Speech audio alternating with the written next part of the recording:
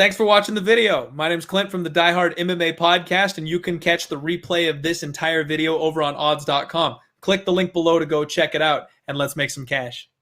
We have a banger of a main event, which I say that for the diehards because realistically it's probably not going to be a banger. When was the last time Curtis Blaydes was in a banger?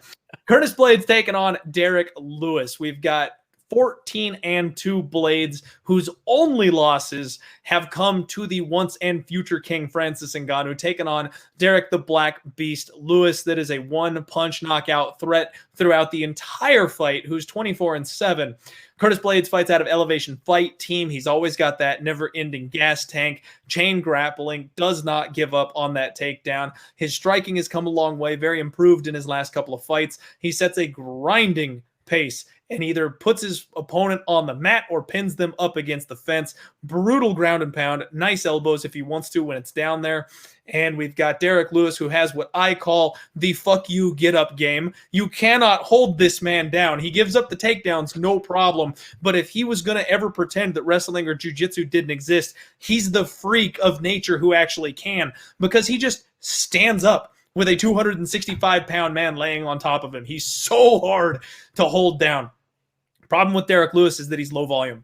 He comes in with these blitz attacks. He's got a sneaky, athletic head kick for a guy that looks the way he does. I have no idea how he whips his foot up there that fast. But he's also been focusing very hard on his strength and conditioning lately. I think we're going to see the best version of Derrick Lewis that we've seen in a very, very long time come on Saturday. And, I mean, you know, the easy pick here is Curtis Blaydes. Curtis Blaydes is a minus 350, minus 400 favorite at this point. Everybody's going to be parlaying this guy. He's going to be the anchor, the last leg of all the parlays come Saturday. And he's going to take Derrick Lewis down. He's absolutely going to take Derrick Lewis down. But this is a 5-round, essentially title fight eliminator type of match, man. We've got 25 minutes. And Curtis Blaydes went 25 minutes with Volkov in his last fight. Volkov's a guy that made him work for every single second of that fight. And he finally showed a little chink in the armor, started to gas out late in rounds 4 or 5. Do you think Derrick Lewis can make Blaydes work that hard and find a late knockout like he's been known to do? Here's a fact I'm going to throw out for you. Derrick Lewis is 8-1 in fights that reach round 3 in the UFC. 8-1. The only fight he's ever lost in that stretch was the Mark Hunt fight where he got knocked down in round 4, I believe it was. But every fight that's reached round 3 or gone to a decision, he's 8-1 in the UFC. And that's pretty impressive for somebody that everybody keeps saying he has a horrible gas tank. He doesn't make any bones about it. It's obvious that he has a bad gas tank, but he's able to just muster up these blitzes where he's able to just rush his opponent, land big bombs, do enough to sway the judges to get a decision, or do enough to get a knockout like he did Volkov. I'm still crying about that bad back from UFC 229, whatever the hell it was. But that's what makes this fight so tricky. Like, yeah, Blaydes, like a professional handicapper, a professional capper is going to be like, Blaydes is definitely the shoe-in, the lock of the night play, if you want to call it that. But man, Derrick Lewis makes it so hard to bet against him, especially at such heavy odds. Like, yeah, Blaydes should take him down. Blaydes should absolutely dominate him. Blaydes probably outputs him on the feet too. That's another advantage that he has here. But like you said, Blaydes has only been knocked out by Francis Ngannou. Who has the most finishes in UFC heavyweight history? Black Beast Derrick Lewis. That's something to keep in mind as well. Now, I expect Blaydes to go out there and take him down time and time again. I would be shitting my pants if this fight reaches round 3. Because if this fight reaches round 3, the takedowns are going to get a little bit harder to get. It's going to get a little bit harder to finish Derrick Lewis with that, and it's going to get a little bit harder to keep him down, because once he gets back to his feet, we know that rush is coming. We know that blitz is coming, and he could potentially land on Curtis Blaydes here. Now, Curtis Blaydes, easily the highest level of grappler that Derrick Lewis has faced since just Daniel Cormier. Obviously much bigger, much stronger, puts his MMA game a little bit, probably the best for a big man with this type of game plan.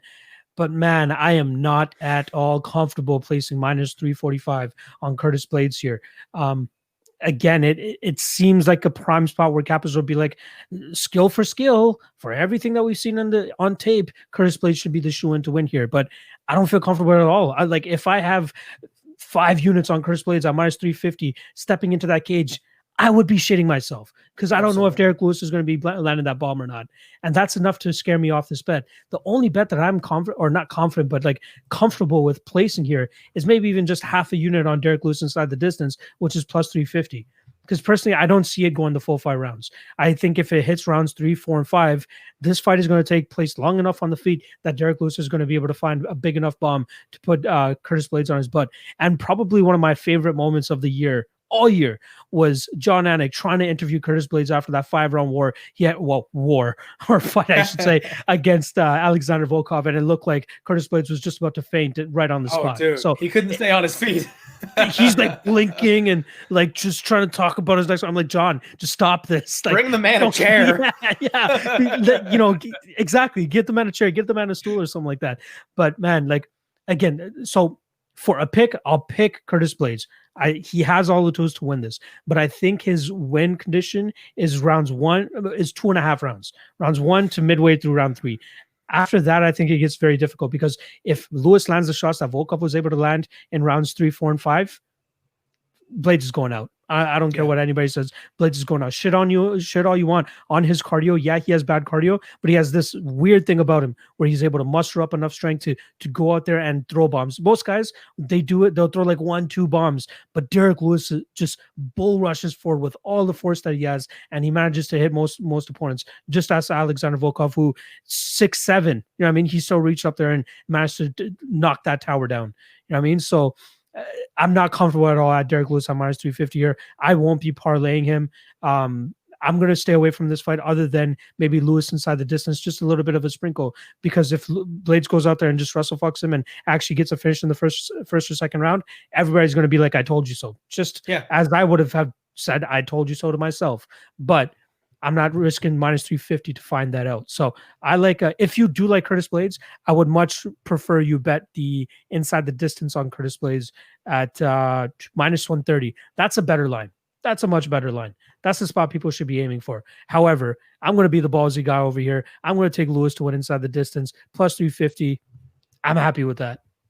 I love it, man. I love it. Sometimes you got to sack up and take that long shot. I absolutely love it. I'm going to paint you a little bit of a picture here, though. I think I know how this fight is going to go, and I think I've got an angle that I might take on it. Derrick Lewis is coming in the best shape we've probably ever seen him in. I want to wait and find out exactly how he looks on the scales on Saturday or on Friday. But realistically, these guys are both heavyweights, so we're not going to have like a weight miss or anything like that. I just want to see how slimmed down he is. If Derrick Lewis is in better shape, it's going to be a spot kind of like the Ngannou fight. You remember when Ngannou fought with Derrick Lewis and they didn't want to get within reach of each other because that death touch, man, you've always got that spot where you can take that power and go out. Curtis Blaydes is absolutely going to have to respect that. He's been on the losing side of 2 fights with Francis Ngannou where he got a little overexcited to step in there and try and risk that striking range. So I think he's going to take his time. But I also think that Curtis Blaydes is going to eventually get that takedown.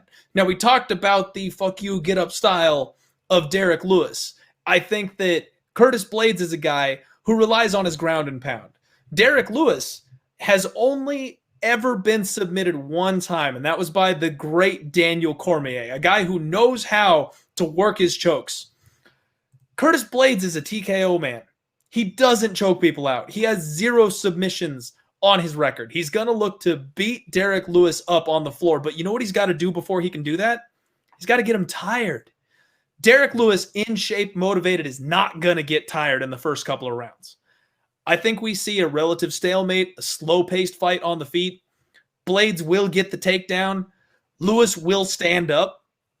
And these guys are going to get into the championship rounds. I think I'm looking over, man. I think this is going to end up being a tired, sloppy fight. I wouldn't even be surprised if this thing did make it to the judges' scorecards because Blaydes cannot sit back and throw bombs. He cannot posture up to land the ground and pound damage that he needs to with a guy like Derrick Lewis underneath him, because as soon as he does, Derrick Lewis is standing up.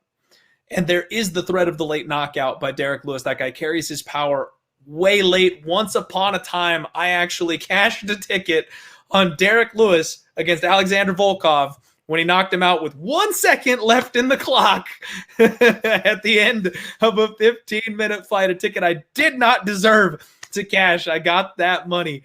And that's the kind of threat that we're dealing with here, man. If Blaydes doesn't pick his spots, if he does get tired out, if Lewis is able to actually stand up and make him work the same way Volkov did, Lewis just has so much more power than Volkov does, in my opinion. And he will be able to land a big shot late that could close the show. So I'm thinking over 1.5, maybe taking a flyer on that over 2.5. I called it on the co-main event last week, and I didn't sack up and have the balls to take every single over on the board. And it would have saved my night and put us in profit land if I had just done my plan from the get-go. Heavyweights are scary, but Derrick Lewis goes to the third round a lot, man. And if someone like Alexei Olenek is not able to actually submit him on the ground, I don't see Curtis Blaydes being able to do it.